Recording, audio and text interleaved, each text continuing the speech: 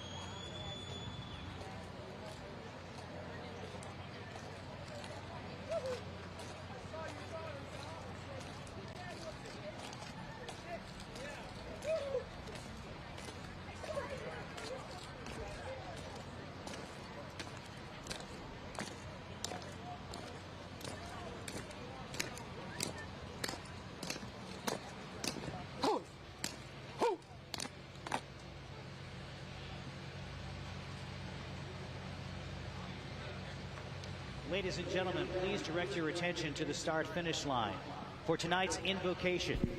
Racing with Jesus Ministries, Todd Heft. Please stand.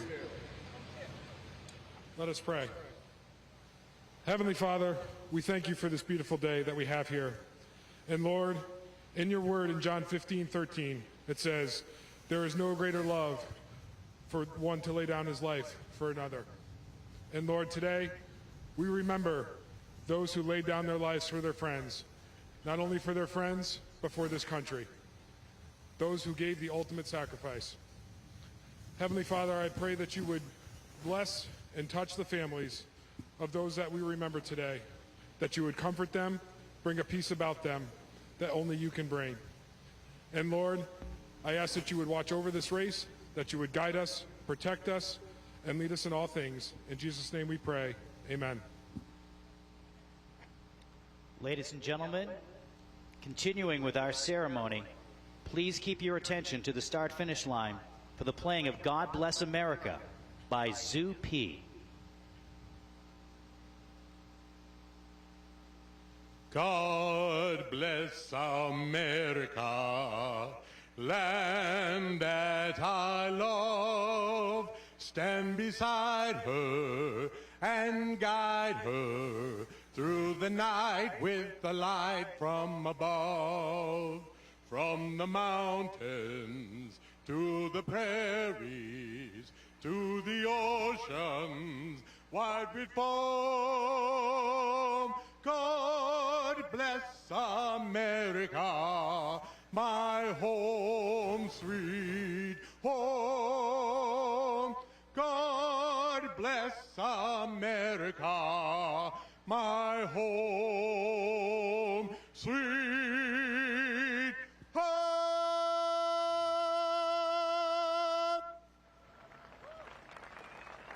And now for the playing of Amazing Grace, please welcome bagpiper Aaron Steubenport.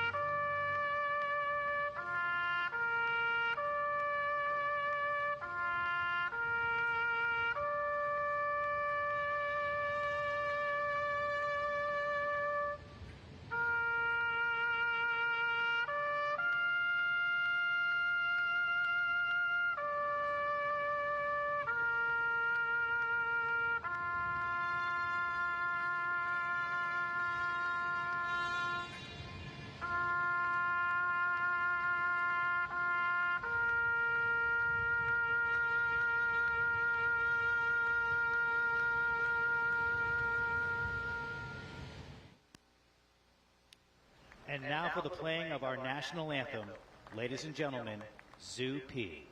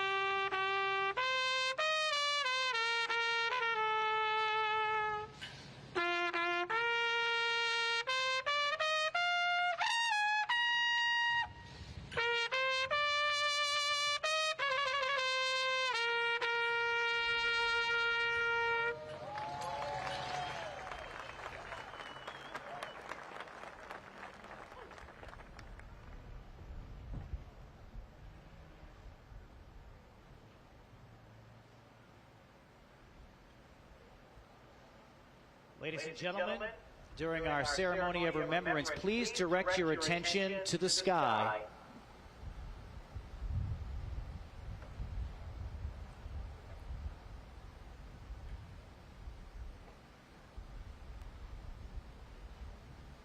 You will soon notice a Black Hawk flyover to commemorate this Memorial Day weekend.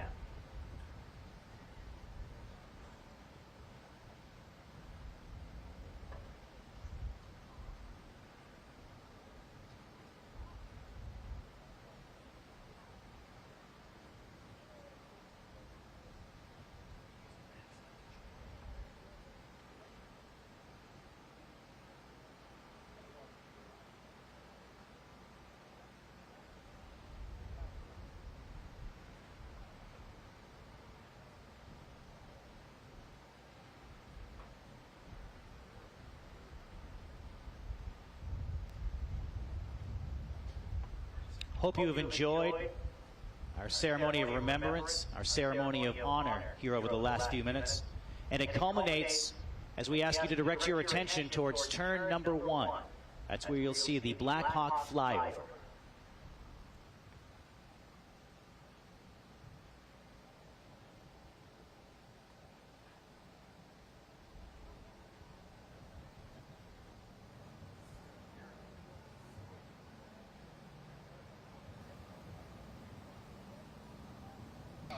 Ladies and gentlemen, we have been moved by the ceremony that we've seen over the last few minutes, and now it's time to show your appreciation for those that did not make it home, those we honored this weekend. Put your hands in the air, make some noise. If there's someone here that's on your heart, shout their name out, say their name, as we honor those who didn't make it here Please direct to see your this, but are attention to with the us in start-finish spirit area this in afternoon. front of the bleachers. As you enter the seating area of the Speedway, you may have noticed a table at the front, raised to call your attention to its purpose. It is reserved to honor our missing men and women. Let me explain. The empty places represent Americans who were or are missing from each of the services: Army, Marine Corps, Navy, Air Force, Coast Guard, and civilians. This honor ceremony symbolizes that they are with us in spirit. Some here at the Speedway were very young when they went into combat. However, all Americans should never forget the brave men and women who answered our nation's call and served the cause of freedom in a special way. Now, I would like to explain the meaning of the items on this special table. The table is round to show our everlasting concern. The tablecloth is white, symbolizing the purity of their motives when answering the call to serve. The single red rose reminds us of the lives of these Americans and the loved ones and friends who keep the faith, awaiting answers. The yellow ribbon symbolizes our continued uncertainty and hope for their return and determination to account for them. A slice of lemon reminds us of their bitter fate, captured or missing in a foreign land. A pinch of salt symbolizes the tears of our missing and their families. The lighted candle reflects our hope for their return. The bound text is a book of faith to represent strength gained through devotion to sustain those lost from our country. The glass is inverted to symbolize their inability to share a toast. The chair is empty. They are missing.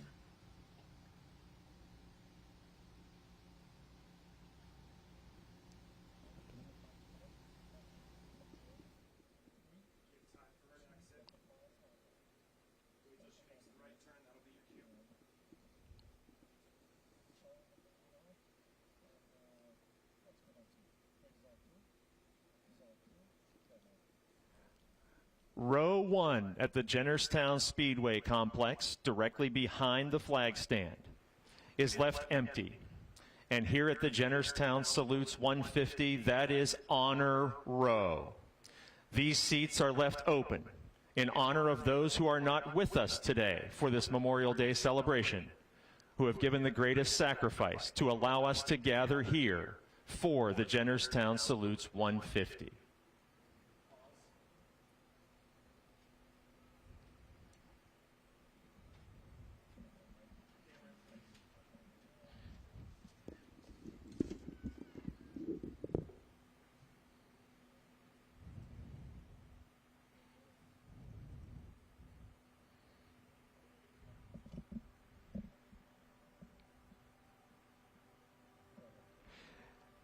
Each of the drivers starting the Jennerstown Salutes 150 will be competing in honor of a fallen service member. At this time, we introduce to you the starting lineup for the second running of the Jennerstown Salutes 150, starting at the back of the field in position number 22. Racing in honor of Marine Lance Corporal Abram Howard, the driver of car number 78, Walt Sutcliffe. Racing in honor of Army Sergeant Patrick C. Hawkins, driving the 01 car, Melissa Fifield. Racing in honor of Sergeant Derek Shanfield, the driver of car number 26, Gary McDonald. Starting in 19th position, racing in honor of Air Force Major James Crew, James Pritchard Jr.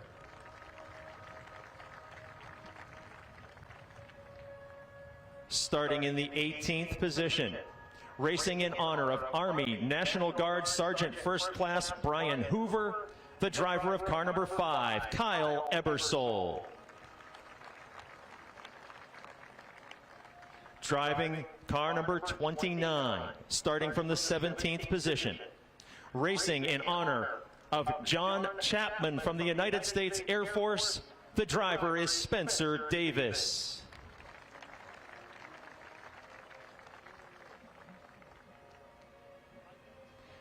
Starting in the 16th position, driving car number 54, racing in honor of Army National Guard Sergeant Rudy Flame, Tommy Catalano. Starting in 15th position, racing in honor of Marine Staff Sergeant Joseph P. Goodrich, the driver of car number 64, Austin Beers.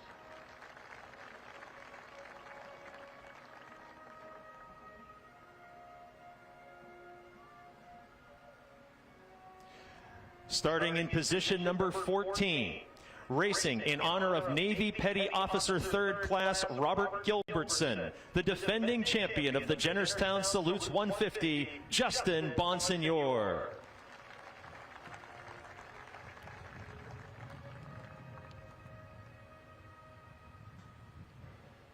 Position number 13, racing in honor of Army Specialist Michael Hook. The driver of car number 36 is Dave Sapienza.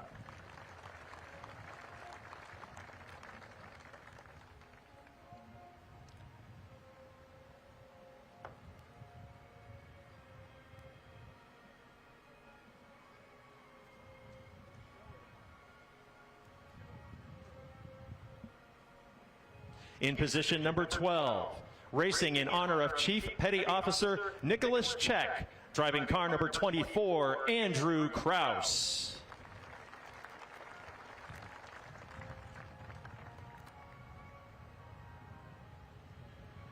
In position number 11, racing in honor of Army National Guard Lieutenant Colonel Michael McLaughlin, in car number 77, Max McLaughlin.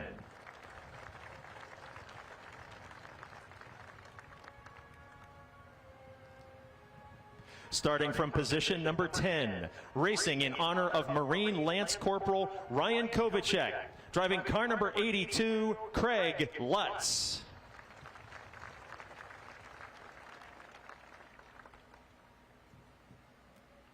In position number 9, racing in honor of Staff Sergeant Glenn Stuyvesant, the driver of car number 3, Timmy Solomito.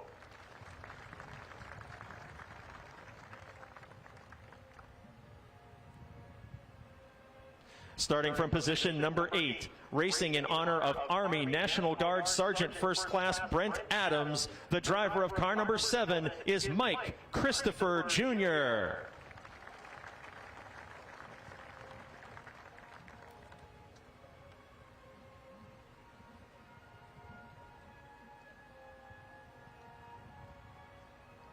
In position number 7, racing in honor of Army National Guard Specialist Mark Melcher, driving car number 58, Eric Goodale.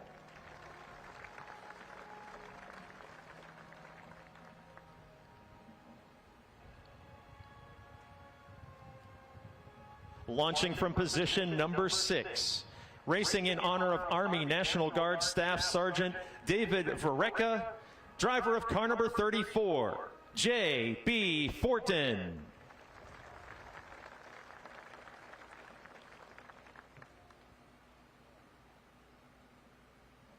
Starting in position number 5, racing in honor of Sergeant First Class Raymond Buchan. The driver of car number 22 is Kyle Bonsignor.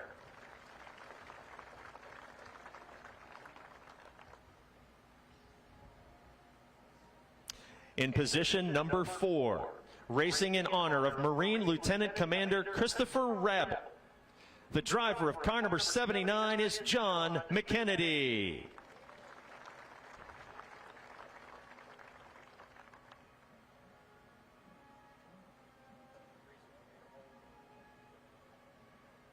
In position number 3, racing in honor of Army National Guard Specialist Chad Edmondson.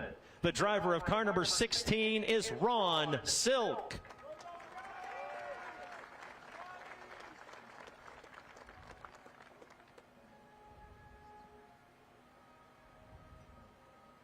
Front row starters for the Jennerstown Salutes 150.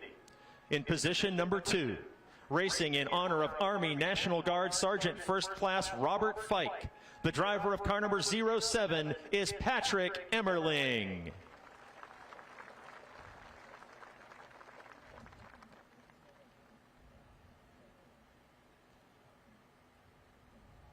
And starting from the pole position for the second running of the Jennerstown Salutes 150, racing in honor of Army Staff Sergeant Casey Howe, the driver of car number 32, Tyler Ripkema.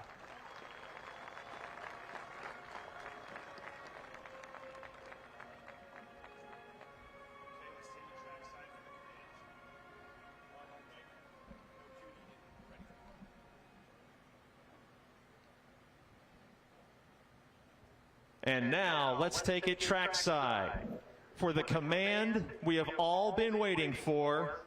Ladies and gentlemen, joining us at the start-finish line, the family of Army Specialist Chad Edmondson, the Grand Marshals for the Jennerstown Salutes 150. Drivers, start your engines!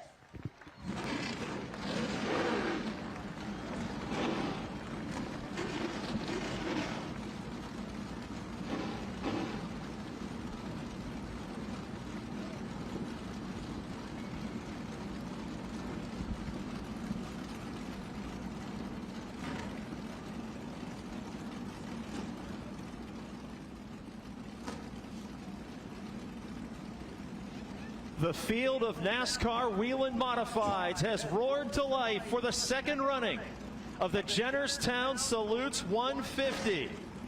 150 laps of action for the Touring Series stars of NASCAR's most venerable division. Defending champion of this event, Justin Bonsignor, starting from the 14th position in his car number 51. Meanwhile, up front, Tyler Ripkema and Patrick Emmerling.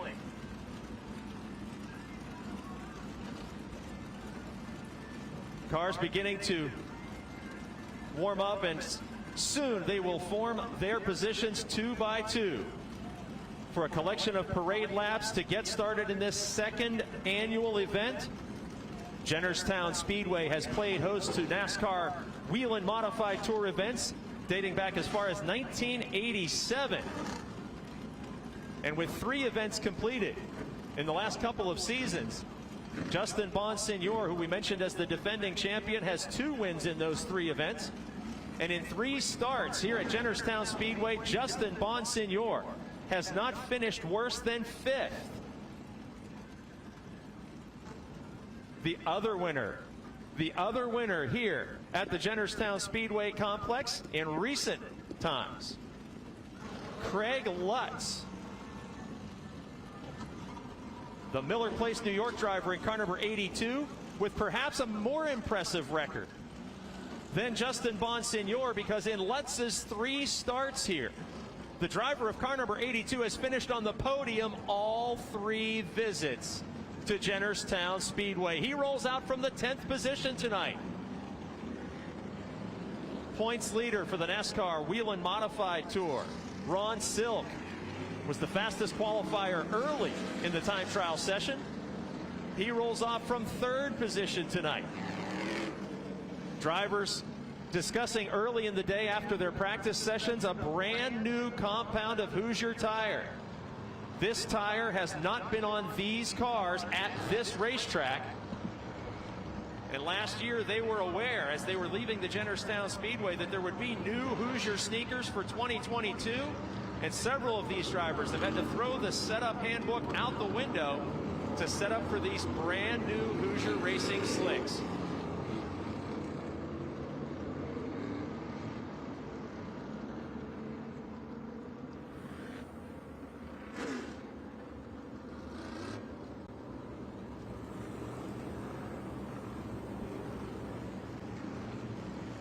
We will bring you the starting lineup one more time as the cars are headed for the green. But joining me here trackside, Andy, you've been a part of the ceremonies all day long. This has been a moving day at the races, maybe more so than any other here on Memorial Day weekend. This really puts it into perspective. This isn't about us. This is about us as a community coming together to honor and remember. And I don't know how you can't be moved during an event like that, whether it was the table ceremony, the driver introductions, and racing once again. Just showing that it is the most patriotic sport out there, really honoring our fallen this weekend. I think everybody in the audience, whether it's the Flow Racing audience or live and in person here, certainly moved by at least one of the stories. And for those who are here today, right now, getting ready to witness this in person, we saw the emotion. Now, many times, Mike, as race announcers, we will incite the crowd to stand up and say, get on your feet for your favorite driver. We saw everyone in this stadium stand up on their own during your introductions. They were that moved by what they saw here in just the last 10 minutes. It's simply amazing, and we're about to do it again when the Rolling Thunder come by for the first of 150 laps. Starting lineup looks like this. 32, Tyler Ripkema, your pole sitter. Second, the 07 of Patrick Emmerling. Third, the 16 of Ron Silk, the points leader. Fourth, the 79 of John McKennedy. Fifth, the 22 of Kyle Bonsignor. Sixth, the 34 of J.B. Fortin.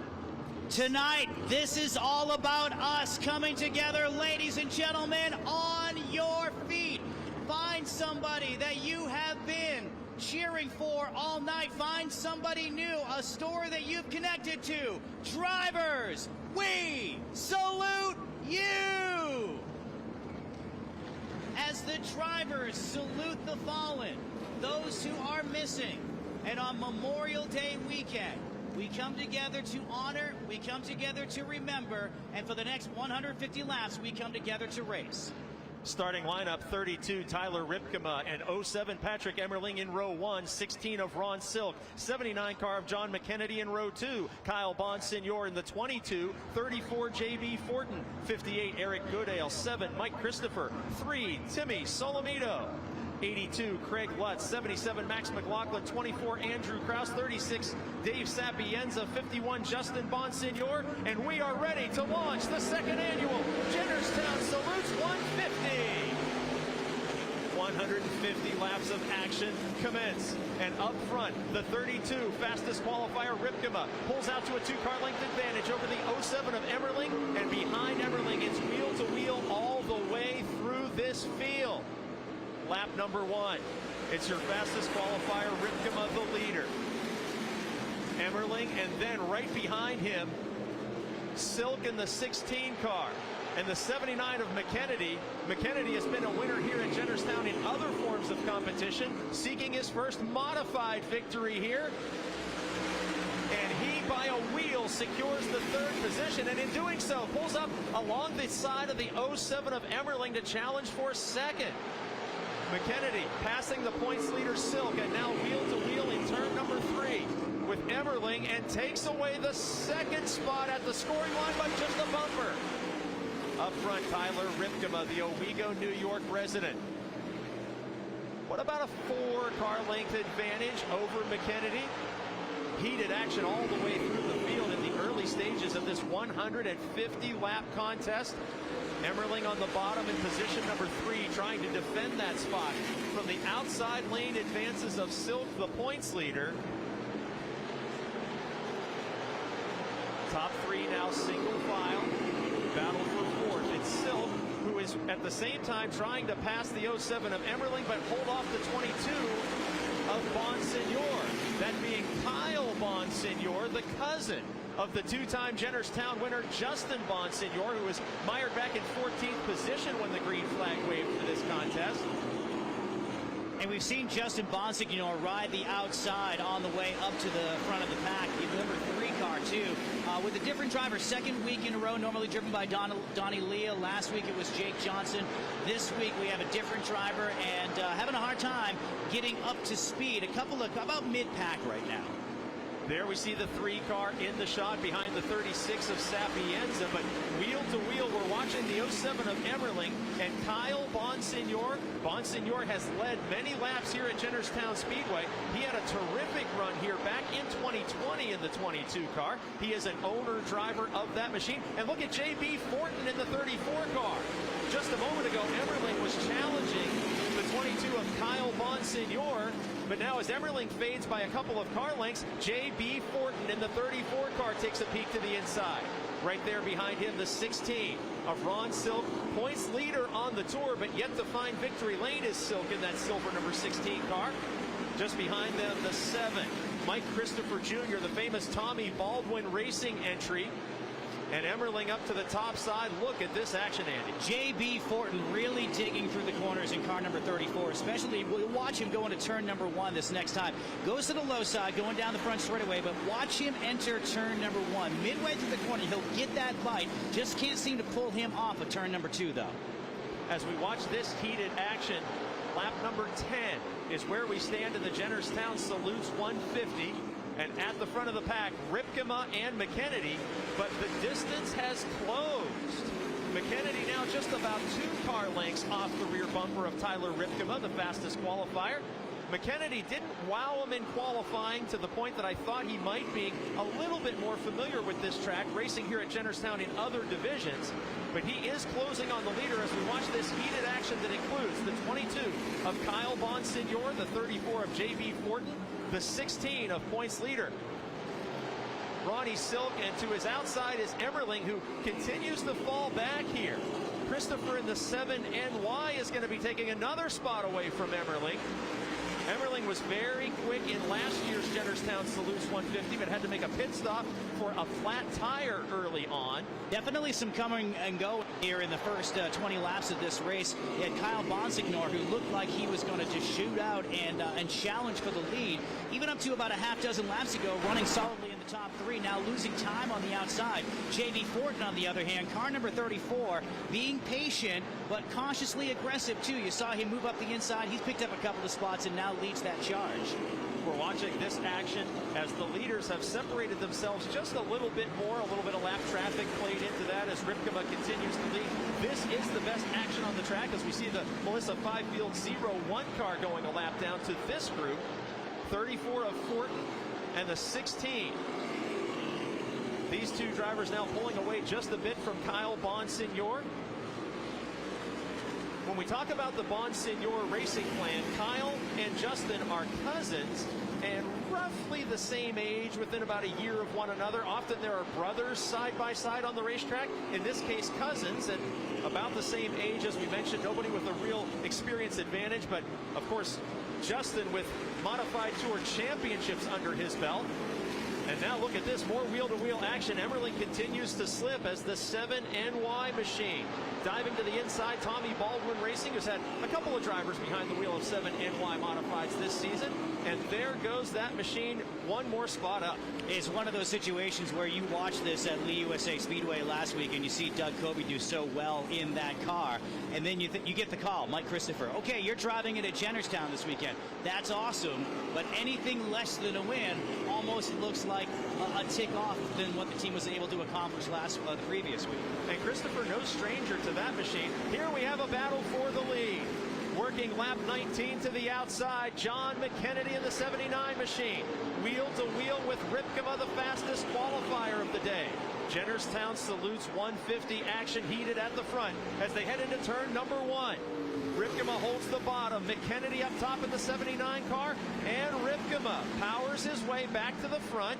A little bit of breathing space there, maybe not a full car length between their bumpers, but McKennedy with a great challenge and now backs it down, perhaps waiting for a later stage in this event or waiting for after pit stops. But nevertheless, the lead distance has diminished. At one point, Ripkema had 6-7 car lengths on McKennedy. It looked for a second that he was just testing the waters of, okay, can my car do this on the outside? Not only can he close, it's shown here that it's a two-groove racetrack tonight, and McKennedy doing a great job on the outside. As you mentioned, a lot of success here in multiple divisions at Jennerstown.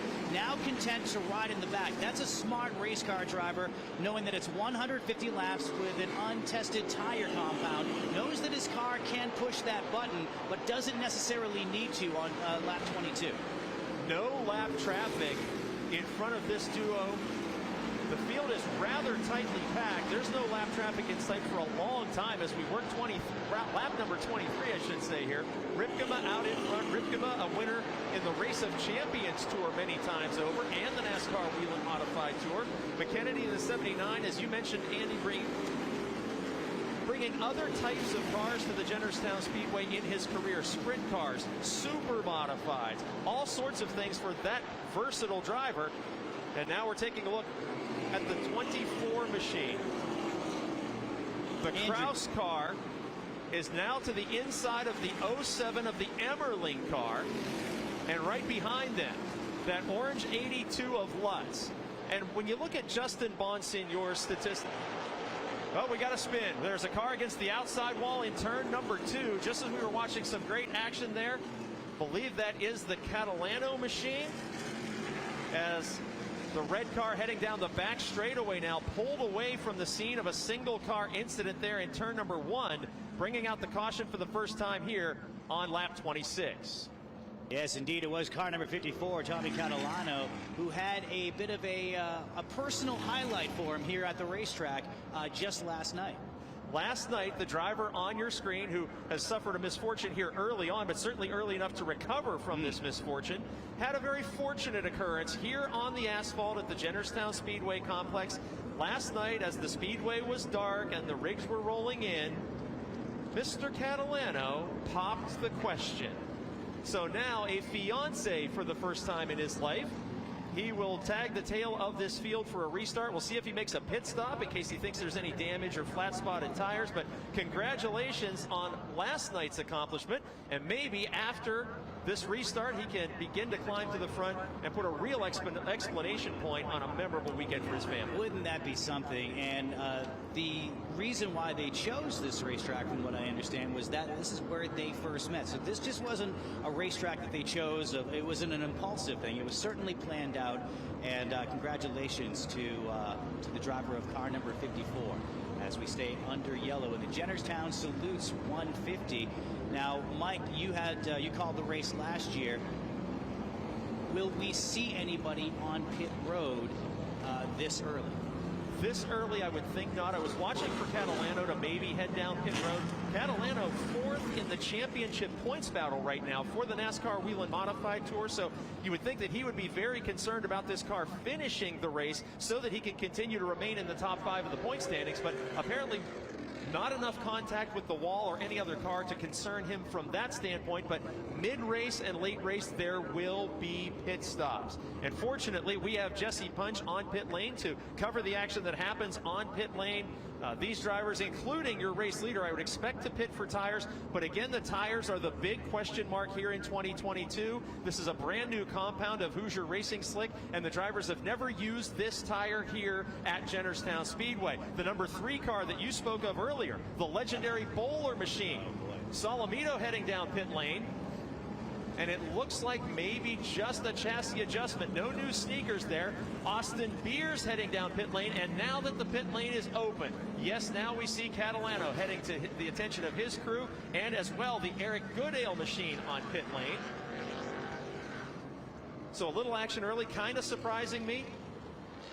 A couple of chassis adjustments there, a couple of new sneakers.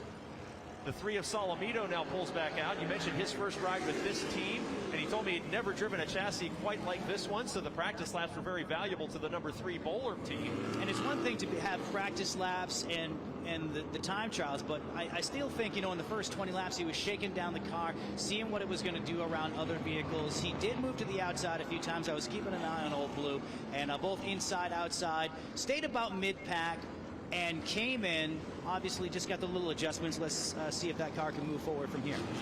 When you say Old Blue, I love that phrasing because this is the most historic modified racing team on the tour.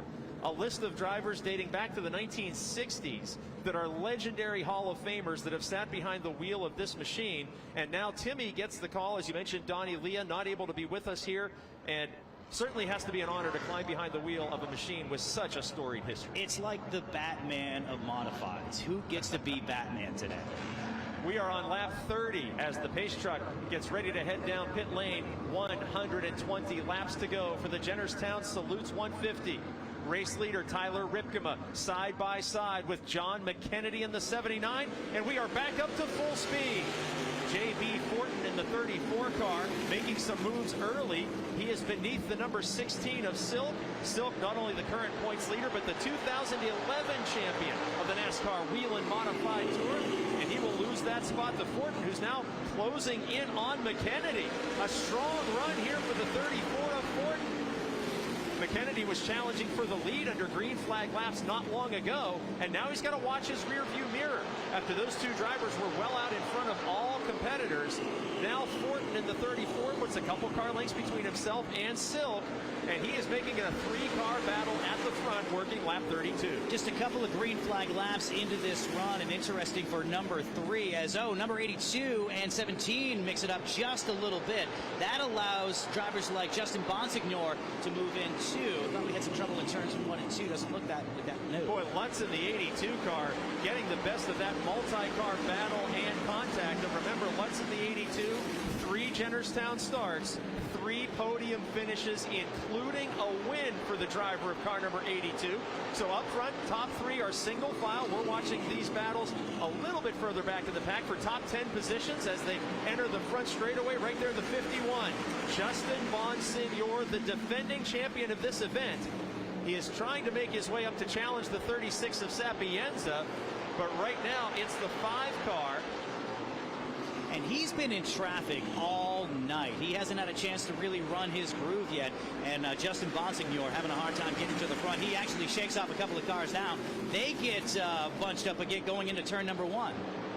That's the lap machine there, the 78 car in your screen. But Emmerling in the 07 has been falling back.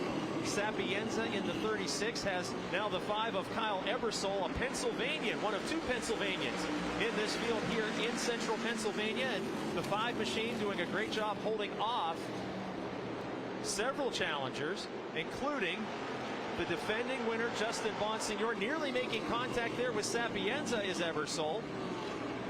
Ebersole has been to victory lane in several forms of modified competition. 58 car of Eric Goodale, we saw him on pit lane. They have made some outstanding adjustments as he is now closing in to pass the 51 of your defending race winner, Justin Bonsignor. Of course, the newer tires could make a difference. The chassis adjustment that he was able to make could be making a difference, but I didn't expect him to reach this position this quickly. So let's keep our eyes on Goodale after the pit stop, having a tremendous run here, looking for top 10 positions, and moves to the inside of Justin Bonsignor. Well, Goodale, I think, understands track position. If we have some more caution flags towards the end of the race, he'll be up inside the top 5, top 7, and have a better shot at going for the win. Probably won't get a long run towards the end, so making good with what he can right now. He might need an extra caution flag that the other drivers would not, because he should have to stop again in this 150-lap grind. But side by side with the defending race winner, and looking like he's going to take that spot away, and he will.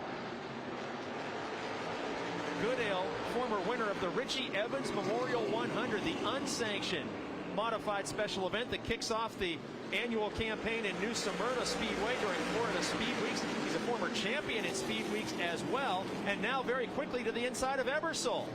Goodale passing the Pennsylvanian and closing in quickly.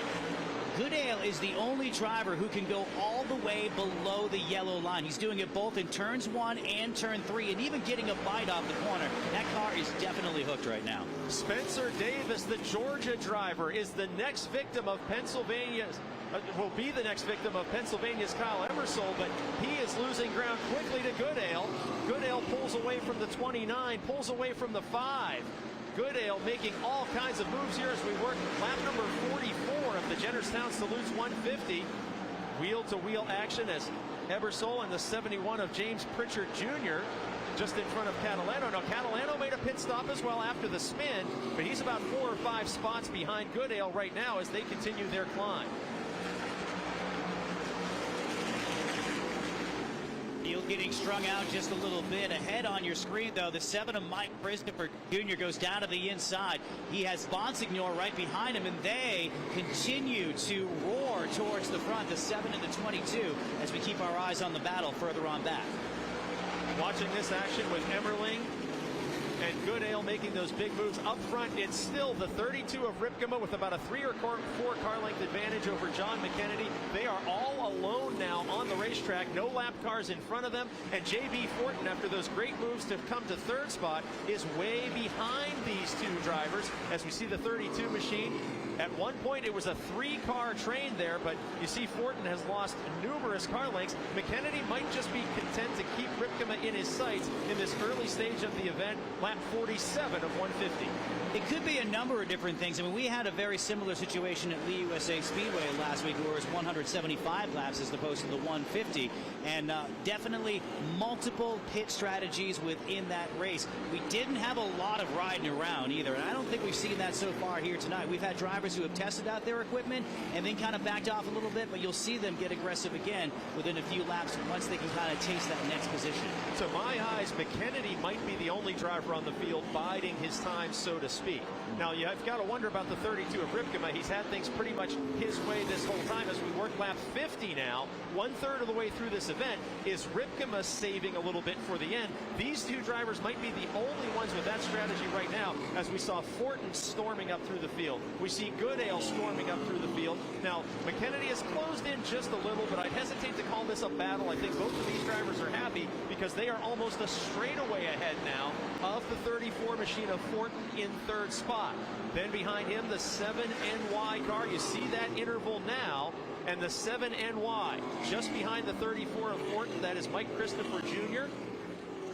Fortin all by himself as he makes his way down the straightaway now. Great early moves for the 34. Is he just content to ride in 3rd? We saw some strong moves early when he was in traffic. Maybe he sees the leaders too far away and just says, hey, I'm content here. So, yeah, these drivers will all have to make pit stops. So we're at the point where, okay, we have what we have, and we're going to ride it out till we have to make pit stops. One driver I continue to be impressed with, though, is the 7NY of Mike Christopher. He made some bold moves. He's not letting the drivers in front of him, like J.P. Fortin, out of his sights just yet. But he's still well within the top 5 of lap times. If there's anyone that you can guess might gain a lot from a pit stop, it would be Christopher, because he's with that veteran Tommy Baldwin Racing team. And Baldwin Racing has fielded teams at every level where pit stops are critical. So you can imagine that that team may have a pit stop expertise advantage over some of the others. Ripkema now putting the number 29 machine a lap down, and right with him, McKennedy. McKennedy not even trying to use the lap car to his advantage. I think McKennedy is very content where he is. He had an opportunity there to maybe try to use that car as a pick. Didn't do so. I think these two drivers are the only ones in this field very content to bide their time.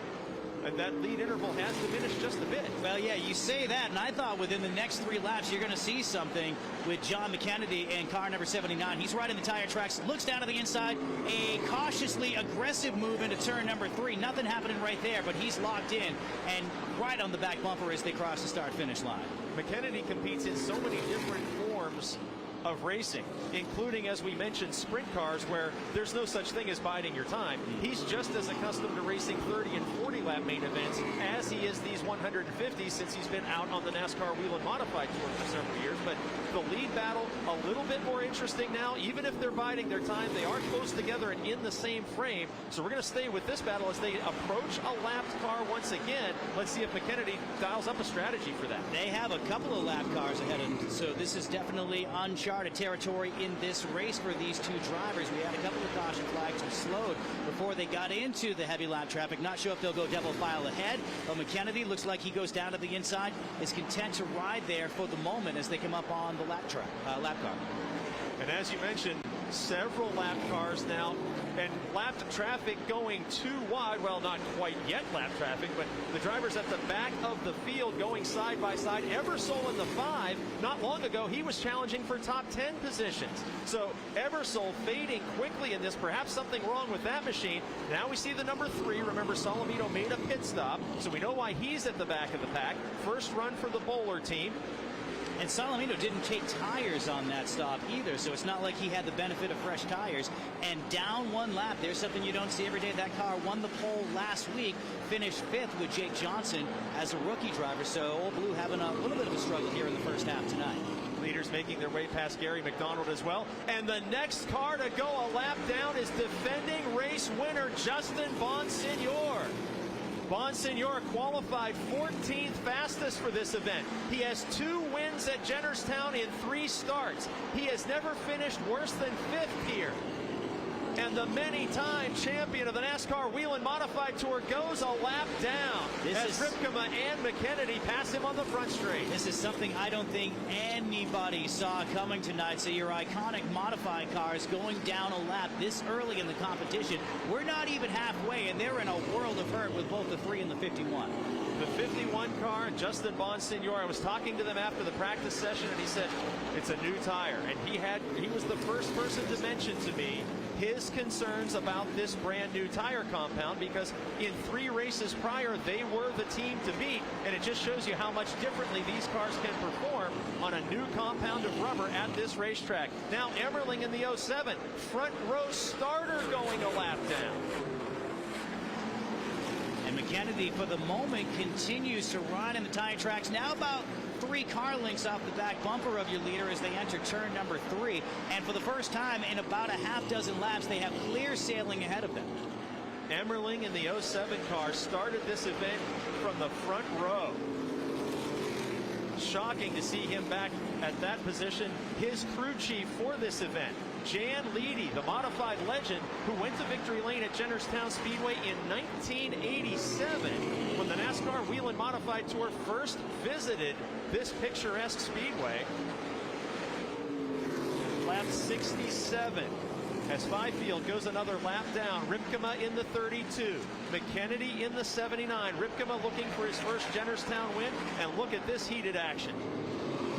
The 34 of Fortin, your third place car, distantly third place. But he's been caught by Christopher in the 7. Exactly. Christopher has used the lap traffic to his advantage, and the Tommy Baldwin Racing entry number 7 NY with the second generation up and coming driver Mike Christopher Jr. challenging Fortin on the outside. This will be a change of a podium position. Here Lap comes Christopher. 69, and Christopher switches to the bottom lane. He challenged from the top, he challenged from the bottom, but the lap cars are too wide in front of them. Battle for third is a heated contest. Nerf bar to Nerf bar. And Christopher takes the spot. Like a surgeon, down to the inside, rolled the dice on the lap car, number 71, and made the clean pass. He's now up inside the top 3 as they enter turn number 2. Who would think such masterful use of lap traffic would come from a car with the yellow bumper rookie stripe? Mike Christopher, no stranger to modified racing, but newer to the modified tour, the NASCAR Whelen sanctioned competition. And he makes a move in lap traffic that was very impressive to find himself in a podium position on lap 71 as he moves around the 71 of James Pritchard Jr., the lap car. Excellent run so far for Mike Christopher Jr. And the modifieds have the best of both worlds, too. They have the iconic number 3, the iconic number 7, your last names like Christopher and Bonsignor. But some of the younger talent that's coming through, again, Mike Christopher Jr. or Jake Johnson, who's not in this race, but was so impressive last week. A lot of the young drivers really making their mark in modifieds, and it really speaks to the health of this division. And 2 drivers up front who are kind of in the middle. They're not the old guard and they're not the youngest. They are up front right now. The 32 of Ripkema feeling a little bit more pressure from McKennedy as we approach the halfway point of this event. How many of these drivers were waiting for exactly lap 75 in their minds to really push the go button? If McKennedy was one of those drivers, this will be his opportunity as we see the Ripkema car slide just a little bit. I wouldn't expect the leader to be the guy with overheated tires. Nonetheless, Ripkema a little bit looser handling than he was earlier. Well, if I have John McKennedy behind me like I do, if I'm Ripkema, I'm inside, I'm outside, I'm doing everything I can to keep the lead. I want to set the pace, but it looks like the 79 is just a little bit faster than me right now. McKennedy has had a couple of impressive runs in the modified series. Not won at Jennerstown in this form of competition, and now he slides the car just a little, taking a peek to the outside that time in turns 3 and 4. They are jostling those positions, and 4 lap cars ahead of them. Both get a little out of shape that time off of turn number 2. Just past the midpoint of the 2nd annual Jennerstown Salutes 150. Moving around that number 26 machine, putting him another lap down. These race leaders are about to get another opportunity to duke it out in lap traffic. Exactly what McKennedy wants, not what Ripkema wants to see. And while these drivers approach the lap traffic, it'll be interesting to see if your new third place driver, Christopher, is able to close the gap at all just past the midpoint of the event.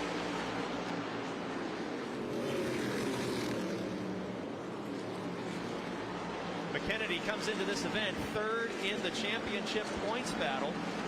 And a real statistical oddity here at this event at Jennerstown, the drivers who have won in the 2022 NASCAR Whelen Modified Tour are 8th or worse in points. Top 7 drivers in the championship chase coming into this event have not found victory lane in 2022. Yeah, the real benefactor of the lap traffic the leaders are dealing with right now is Christopher in the number 7. He has closed the gap at least a half a second in the last half dozen laps.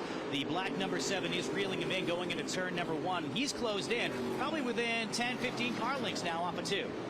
And one of the cars going a lap down, we just saw a moment ago as Christopher approaches, the 16 of your points leader, Ronnie Silk, who was battling for the lead at the start of this event. So clearly McKennedy and the leader, Ripkema, the class of this field, along with Christopher, now showing some strength. But when you're putting cars a lap down that were starting at the front, like front row starter Patrick Emmerling and early race contender for the lead, Silk, these two machines are clearly dialed in significantly better than much of the competition. Ronnie Silk, Justin Bonsignor, some of the top stars going down a lap within the first half of the race. And there are a lot of drivers just waiting for the. Here comes McKennedy, though. Look at this ready to the inside, takes a peek, and you've got to wonder now if McKennedy is being told on the radio, somebody's coming for you, as Christopher may be the fastest race car on the Speedway in the 7NY. He has narrowed it down to about a half dozen car lengths between the second and third. Oh, he gets out of shape off of turn 2 that time. That's going to cost him. Now McKennedy takes a peek to the inside again. Lap traffic that he could use to his advantage.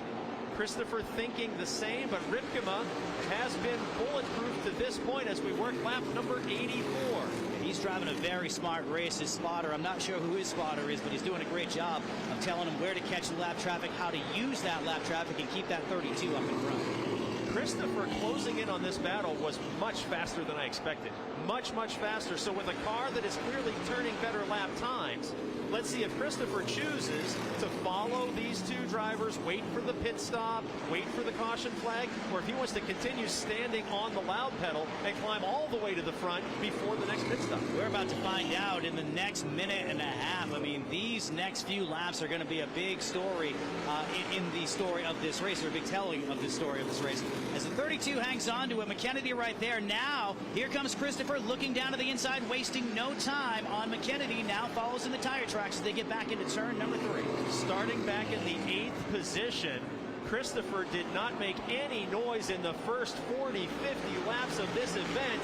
And now that McKennedy sees him in the mirror, McKennedy pushes the go button. And then here comes J.B. Fortin to make it a 4-car race in car number 34. He's closed it in. It's 4 drivers all within a second of each other in turn 3. With 4 drivers under a blanket, we have a new leader for the first time in the Jennerstown Salutes 150. John McKennedy hits the scoring line to officially put the number 79 car out in front. And now he is motored away by 4 or 5 car lengths. He was definitely saving something and didn't bother to challenge the race leader until he was feeling a challenge himself. A smart race car driver, and now with Christopher in second, you've got to wonder if Ripkema is maybe not liking the handling of that machine as well as he did early on. Well, if you watched about 20 laps ago, his car started to get out of shape going through the corners, and you know he was starting to loosen up and he was fighting it a little bit more.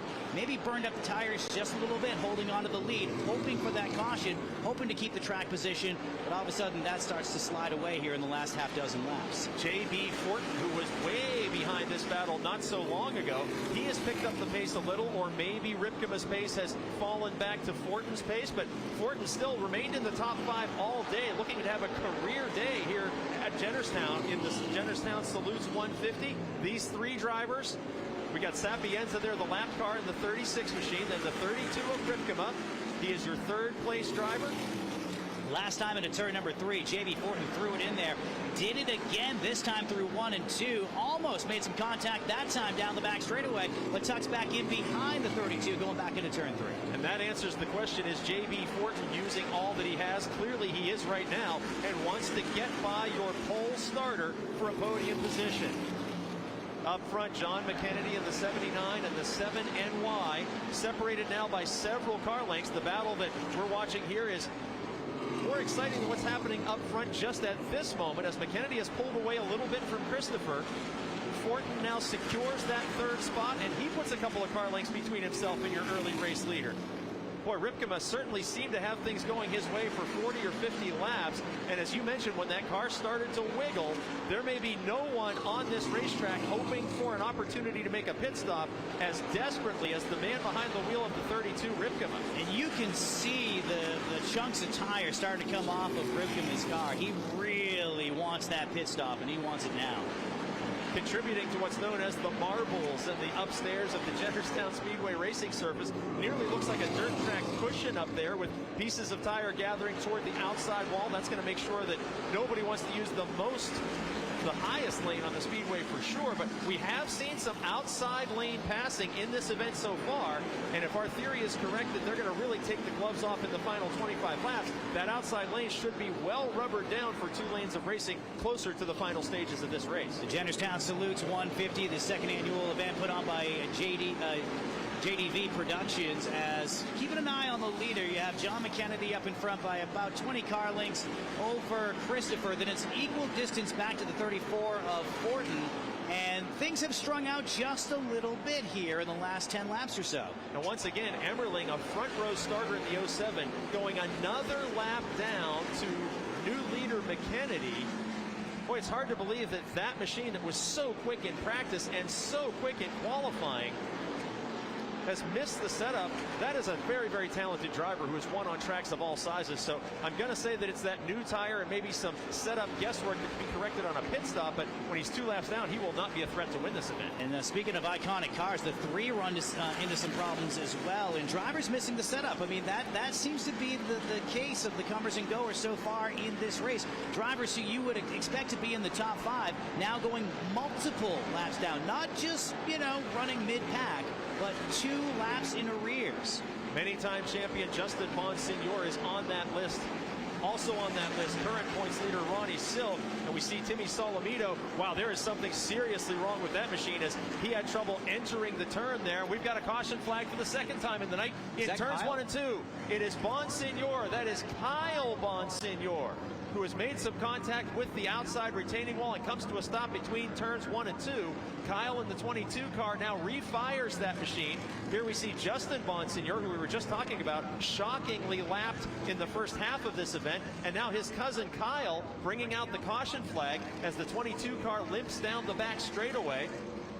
He passes up one opening to the pits and will absolutely need to come down pit lane as he reaches turn number 4.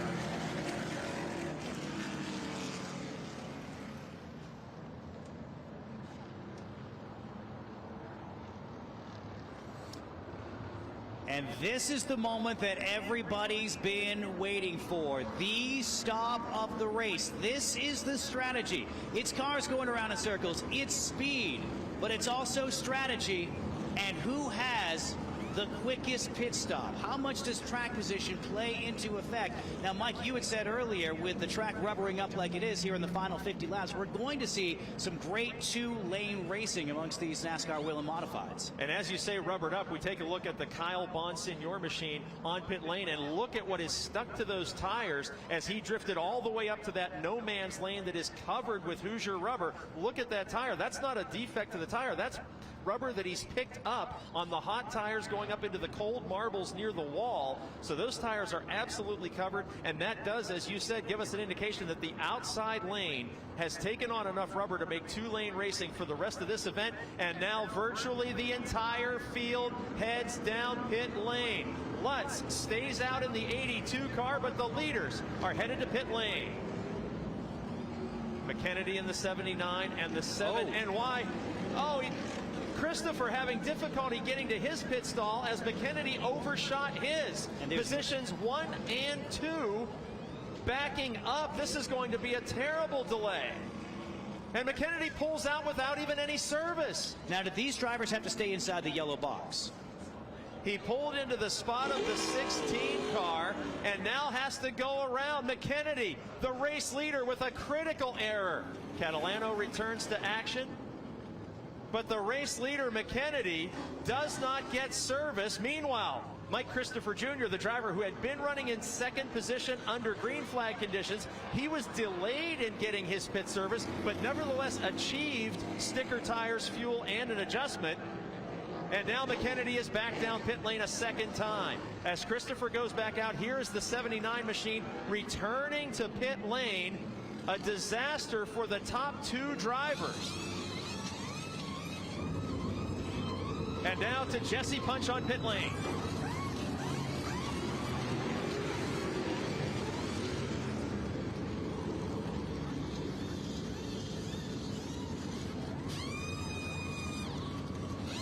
Check, Mike, check.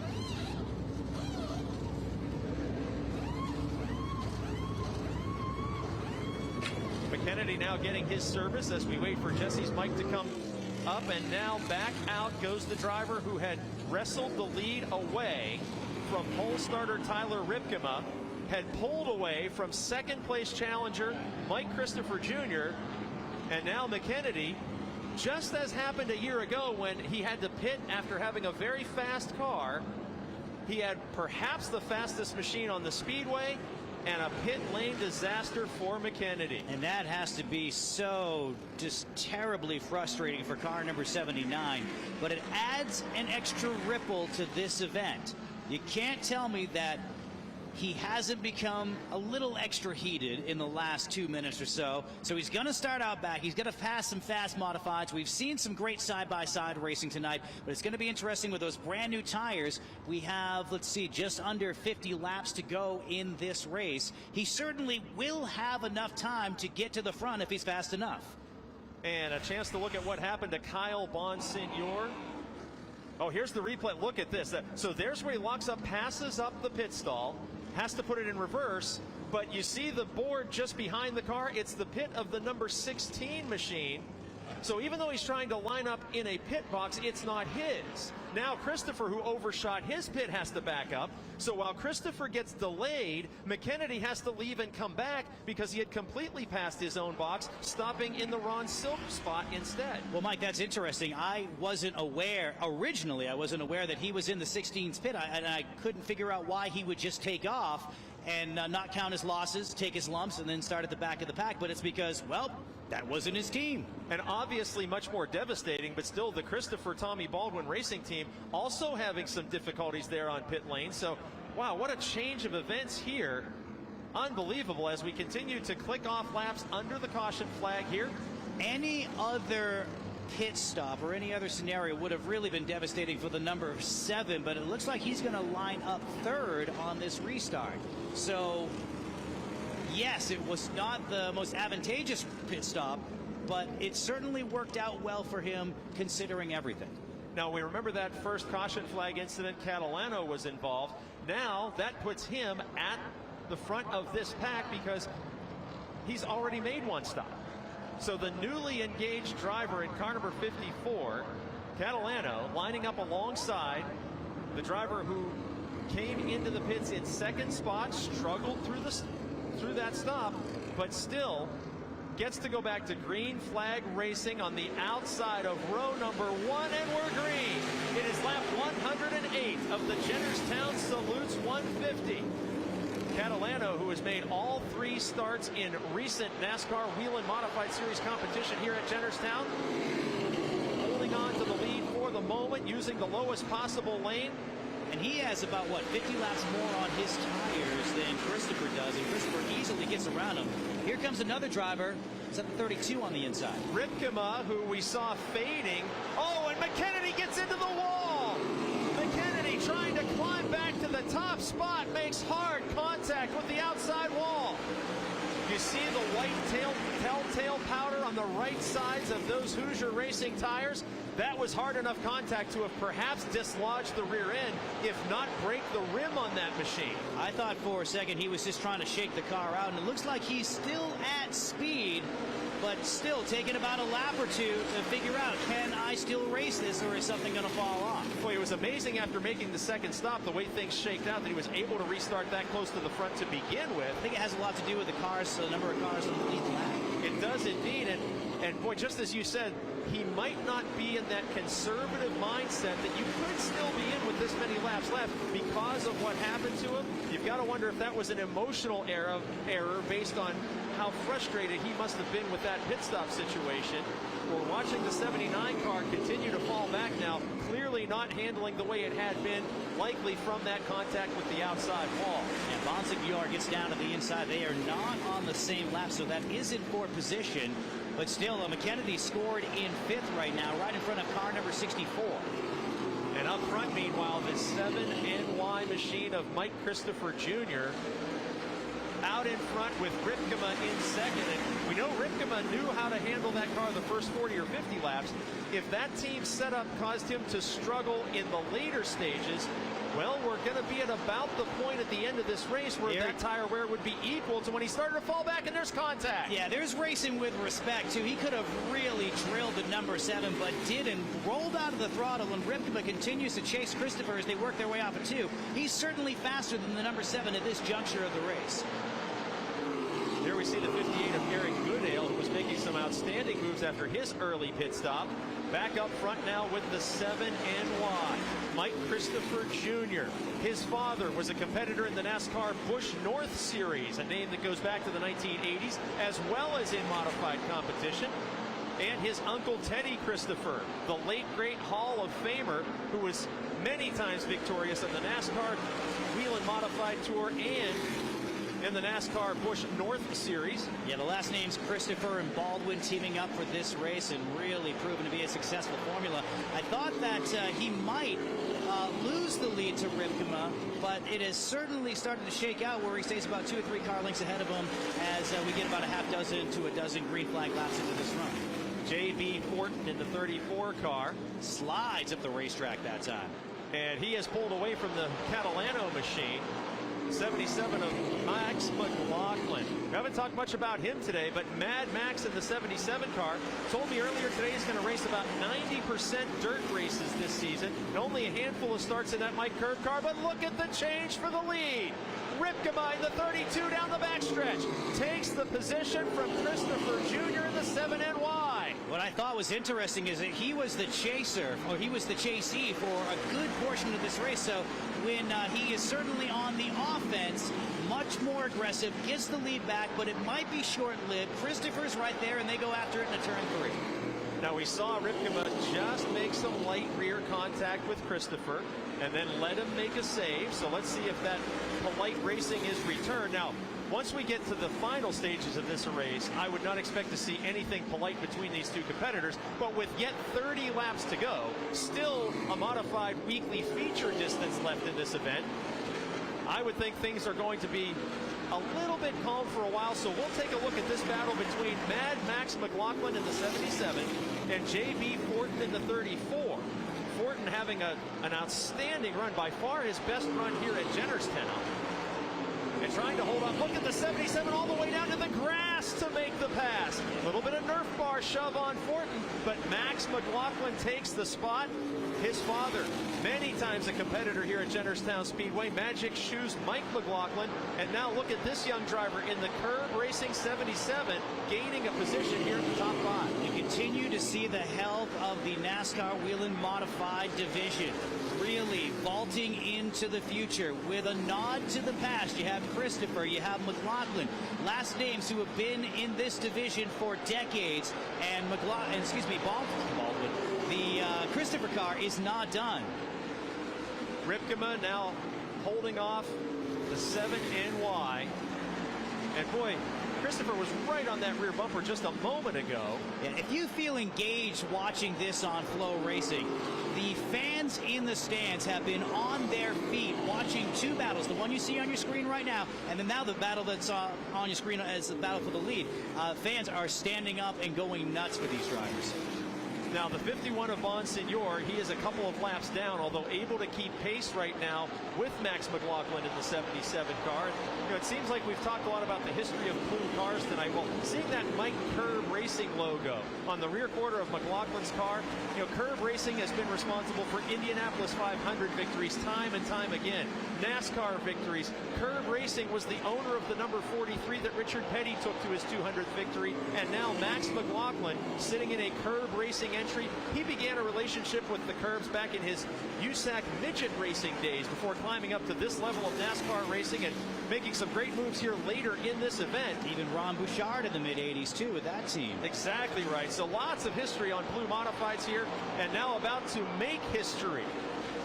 The Jennerstown Salutes 150 entering the final stages, and with lap traffic to go around. We might see a different kind of salute between these two drivers. Look at that rear bumper contact there. That's a salute. You're exactly right. Great job by Ripkema holding on to it. And I think Ripkema just had to back off a little for the lap car. Maybe Christopher wasn't expecting that, but it has certainly bent up the front bumper on the 7NY car. So that contact a little bit harder. Now, did he blame Ripkema for backing off and trying to create that contact? Is Ripkema concerned that there will be more contact? Lap 127, and we're about to that point where everybody has to show exactly what they have. Ripkema, pole starter, faded dramatically in the middle stages of this event, returns from the pit stop with what may be the right setup as he is holding the lead over Christopher in the 7NY, who started back in 8th position in this event. And a little bit out of your screen, too, you see Justin Bonsignor really coming to speed, too. And it wouldn't be something if they made the pit stop, corrected everything they needed to, and finally hit the setup the way they needed to. But it was just that that initial run that threw them off so much. Can't recover from a lap or two down, certainly at this stage of the race, but using that last lap car, Ripkema got a 4 or 5 car length advantage that he has not had for several laps. Now we'll see how quickly Christopher can make up that gap. Christopher being one of the youngest drivers in this field, I can't imagine that he is saving it for the end. I would think a driver of his age with the opportunity to possibly take the lead, he is going to be going for it at this moment right here. You ever try to do a 5K with a 19-year-old? Right? You might win that 5K, but not in the first K. That's exactly the way to look at this battle for the lead in the Jennerstown Salutes 150. 2 cars have pulled away from the rest of the competition, and they are bumper to bumper entering turn number 2. Baldwin continues to play bumper tag with Ripkema. It's going to be a thrilling finish as 2 drivers have separated themselves. McKennedy continues to fall back with that 79 car and some damage from wall contact after he seemed to be the fastest car in the middle stages of the race. And what a night for John McKennedy and what could have been as he closes in on the top 2 drivers. As you mentioned, Mike, just as fast as these drivers, but does he try to unlap himself? What kind of gentleman's agreement do these drivers have? How much does he mix it up? Mixing it up is the exact term for what we're watching here in the battle for the lead. Laps are clicking away. It's lap 136 of 150. And the 32 of Tyler Ripkema holding on to a lead, but each and every lap, young Mike Christopher Jr. is able to knock on the rear bumper. Now, in the first one, well, here we go, side-by-side battle, and Christopher's going after him. An outside attempt for that. Look at Ripkema changes grooves and forces him way up the banking. Do you remember when Kyle Bonsignor got into the upper groove and had all the rubber on his tires as a result of just those 2 corners? Will the same thing happen to Christopher as a result? And now politeness will be thrown out the window as Ripkema did everything he could to defend that spot. A bold outside move last time, and now an inside move for Christopher. Tire tracks on the bottom of the yellow line, and he makes the clean pass off of turn number 2. New leader as they head to turn 3. The legendary Tommy Baldwin Racing Team with a new young driver at the wheel. Mike Christopher Jr. takes the lead with 10 laps remaining in the Jennerstown Salutes 150. It was great to see the fans so invested in that battle when Christopher took the lead. Many of them stood up and didn't throw their hats, but certainly saluted in the Jennerstown Salutes 150. No lap traffic will be faced by the leaders to the finish of this event. So Ripkema, who had the fastest car early, faded in the middle, regained the lead, is starting to fade once again. And late race drama here as Christopher makes a bold outside attempt, gets the door shut on him, and rallies right back to the inside for the point position. Now, when we started this green flag run, Mike, you made an excellent point of, okay, so he's good for about 30 to 40 laps, but will there be a sharp fall off like there was in the last run? And that's what we've learned tonight, is that Ripkema, great for 30 or 40 laps, but you noticed that in the first run, McKennedy put in the pressure for about 10 laps, and then once his tires went, he fell off big time. And Tommy Baldwin Racing perhaps dialing up exactly the right combination for this compound of Hoosier Racing tire that's brand new to this track this season. And young Christopher, with drivers who have started 3 events at this racetrack in recent seasons, sees the place for the first time and uses 2 separate grooves of this facility to challenge for the lead. And he is out in front all by himself. He did it on consecutive laps. He was up in groove number 3. Part of that was the lap traffic that was on the inside, but he went up into groove 3, took on that loose rubber, and then threw it down into turn number 1 on the very next lap to make that bold move. That's I don't think that's a move that someone in their 40s is going to make. That's a very good point. And you can't blame Ripkema now for that move a couple lanes up to defend the lead. Ripkema had to know that his car was fading once again. And that was his last-ditch attempt to thwart the advances of Christopher. You got to hand it to him for trying everything that he could. He zoomed up a couple of lanes. Everybody stayed pointed the right direction. And Christopher has the car as we enter the closing stage. The 7 New York car off of turn number 2 continues to lead. This one pulls ahead now by, well, I thought for a second Rickham is still second, a long way back to Fortin. I was mixed up by the numbers there. I thought Fortin had gotten by, but certainly not the case. They're about even as they enter turn number 3 in that black number 7. Through the 1980s and 1990s here at the Jennerstown Speedway Complex, Tiger Tom Baldwin steered the black number 7 NY around this speedway, thrilling the fans from that era of modified racing. Now a team owned by his son, Tommy Baldwin Racing, takes the white flag. And in his first ever visit to Jennerstown Speedway, wearing the yellow rookie stripe clearly seen on the back bumper of this legendary machine, the final turns for a first-time winner in the NASCAR Whelen Modified Tour. Mike Christopher Jr. wins the Jennerstown Salutes 150. Tyler Ripkema comes home with a second-place finish. J.B. Fortin with a podium run here, an excellent run. And look at the jubilation of that crowd, of that crew. Winning doesn't get old. Your champion for 2022 in the Jennerstown Salutes race of the NASCAR Whelen Modified Tour. Wow, what a race, and what a great heads-up driving all the way through for Christopher. You know, several times the Tommy Baldwin Racing 7 NY has been adorned in white. They've tried some new sponsors and color schemes, and here where so many fans remember Tiger Tom Baldwin, the black 7 NY that is reminiscent of my childhood watching the NASCAR Whelen Modified Tour here at Jennerstown, will roll to victory lane for the first time for this team at this facility. And the first time for this young driver. Is the 82 on the helmet too? Unbelievable. Unbelievable that a driver in this situation could overcome, I'm not going to say it's an obstacle, I'm going to say overcome a many-time winner in Tyler Ripkema to find himself in this situation. Mike, look at those tires.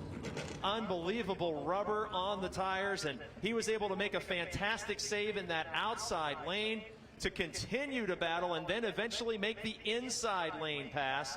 And I think you called attention to it earlier. 2 great modified families coming together, Baldwin and Christopher, combining for a memorable win on Memorial Day weekend in the second running of the Jennerstown Salutes 150.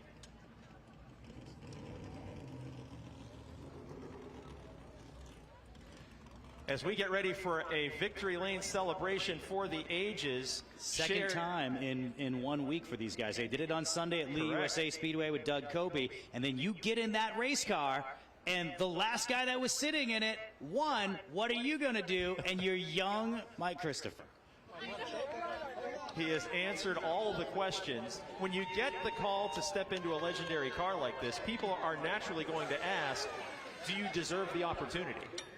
And certainly we can see that not only did he deserve the opportunity, but the man holding the steering wheel really won this race with those moves to maintain control of the car. You can't and say continue it was the fight with Ripken. Yeah, you can't say it was a great pit stop. That's for sure. That's because exactly he had right. to drive that car back to the front, outside, inside, making moves that he probably won't make in 20 years.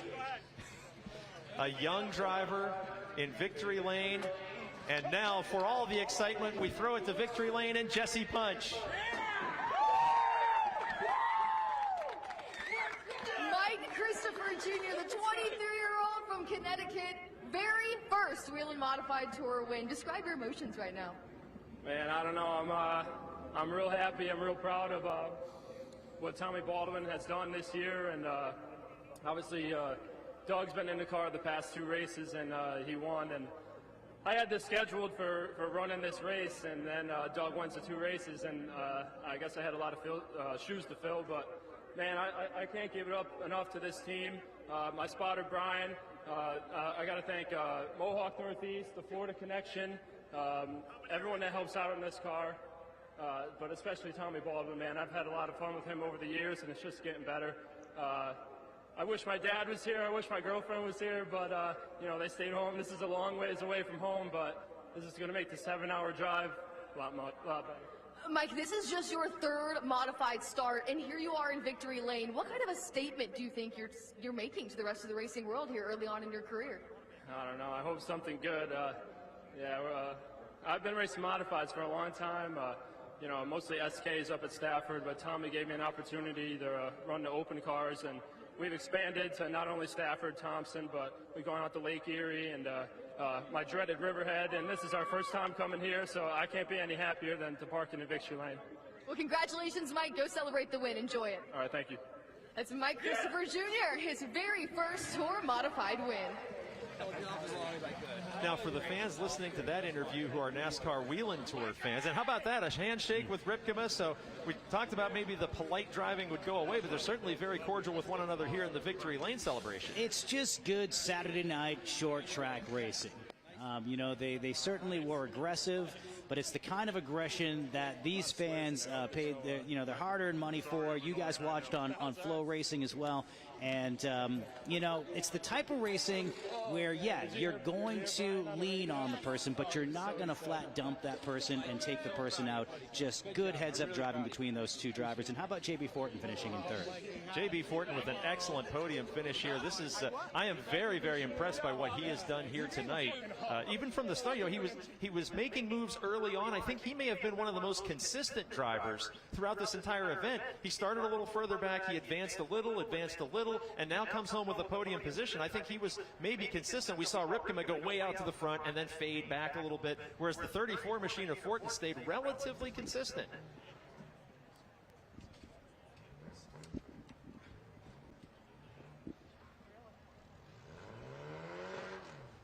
And making a phone call back home to let someone close to him know that he is a winner of the Jennerstown Salutes 150. As we get set for a presentation, and now the Edmondson family, the Grand Marshals from the beginning of this event who gave the command to fire engines, will make a very, very special presentation here on this Memorial Day weekend for the Jennerstown Salutes 150. Thank you. Yeah! Look at that trophy, Mike. Tommy Baldwin, Mike Christopher Jr., the Edmondson family there to present such a special trophy. Many of these drivers have a case full of trophies with plastic gold modifieds on the top, but I can't imagine there's a more meaningful addition to any trophy case than that hardware from this Jennerstown Salutes 150. And you mentioned on the parade lap that the fans took one parade lap to salute these competitors, but we have taken an entire day and evening to salute the true heroes of our culture, those who have paid the ultimate price for us to enjoy our freedoms. That's what this race is really all about, and it comes back to hit home with that point as the Edmondson family is there to hand out those very, very unique trophies. The fans were on their feet, and we had a lot of them here tonight. This race was for the people who weren't in the stands, the people who gave the ultimate sacrifice, as you mentioned, Mike, to allow for this to happen tonight, and certainly a very emotional night. And now we head back to the victory lane area where Jesse Punch is with our second place finisher. Tyler, from a stellar run here today, just fell short of your first win. Describe your emotions hitting out of the car.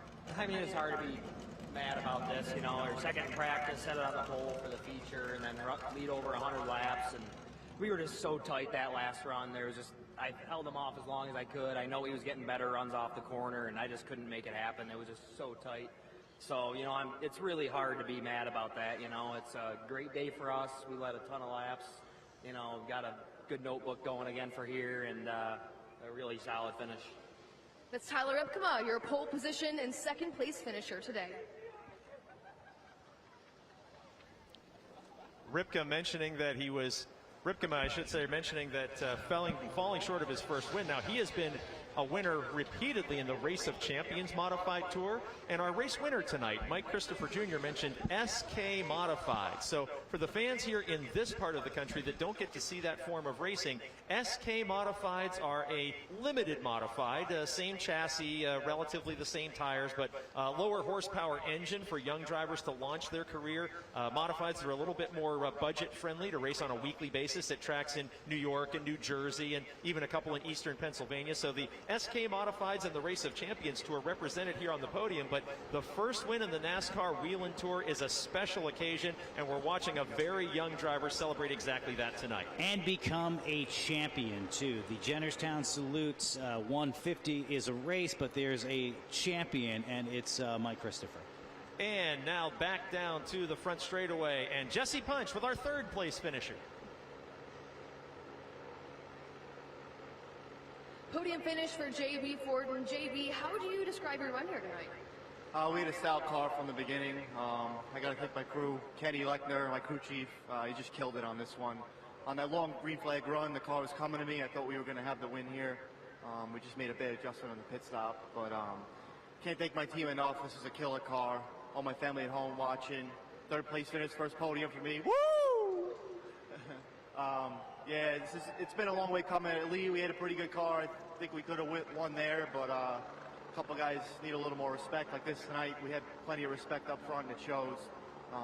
I can't thank my sponsors, Peerless Boilers, Red Camel Racing, John Shrew Removal, John's Fuel Oil, Robert Yates Racing, Northeast IT, Golden Jalapenos, and I think that's it. But yeah, just stout run and happy for this team. Finally broke into the top three. Career best finish for J.B. Forden. The Jennerstown Salutes 150 with an upset winner, 3 podium finishers that you couldn't have predicted, an outstanding night of racing, and the proper way to salute all of our armed forces service members, both with us and gone before us, from the Jennerstown Speedway.